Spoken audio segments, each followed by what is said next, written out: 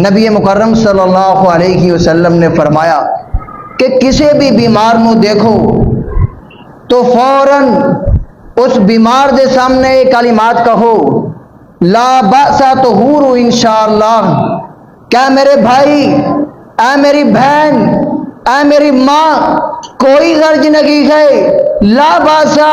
اس بیماری دی وجہ تو پریشان نہیں ہونا، صبر دا دامن نہیں چھوڑنا، اللہ دے نال شکوے نہیں کرنے، لا باسا، اے بیماری طہور انشاءاللہ تیرے گناہاں نو صاف کر دے گی،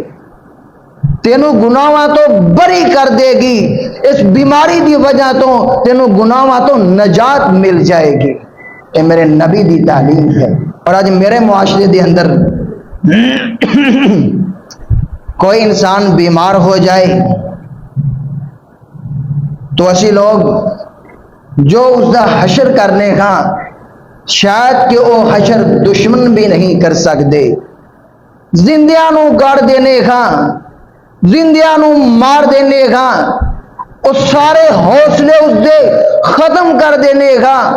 عیادت کرنا بہت بڑا ثواب ہے۔ نبی مکرم صلی اللہ علیہ وسلم نے فرمایا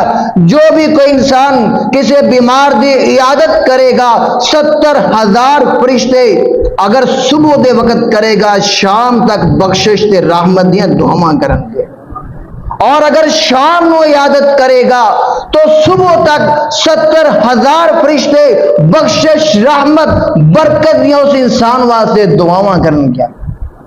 کتنی فضیلت کا عیادت کرن، لیکن میری اور تیری عیادت کیسی ہے؟ عیادت کرن جاواں گے کسی نہ کسی بہانے دے نال ذکر کران گے کہ فلاں پنڈ دے اندر ایک بندہ اسے بیماری دے اندر گرفتار ہویا،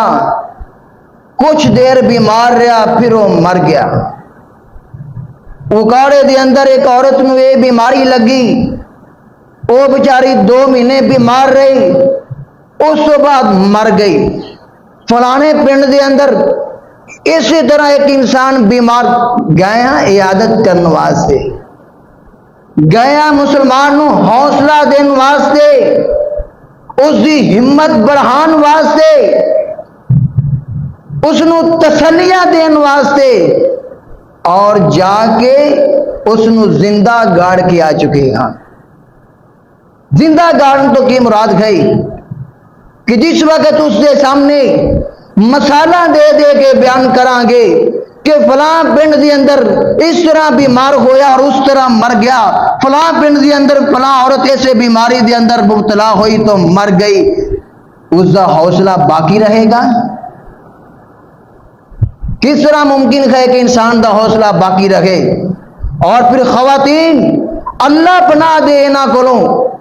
اتنے شکوے کرن گیا، کسے فوت کی تے جان گیا، کسے گھر نو معاف نہیں کرن گیا، کسے بیمار دے کول جان گیا، اللہ کے عیادت کرنا تو ثواب ہے، پورے پنڈ دے شکوے غیبت چگلیاں کر کے آن گیا۔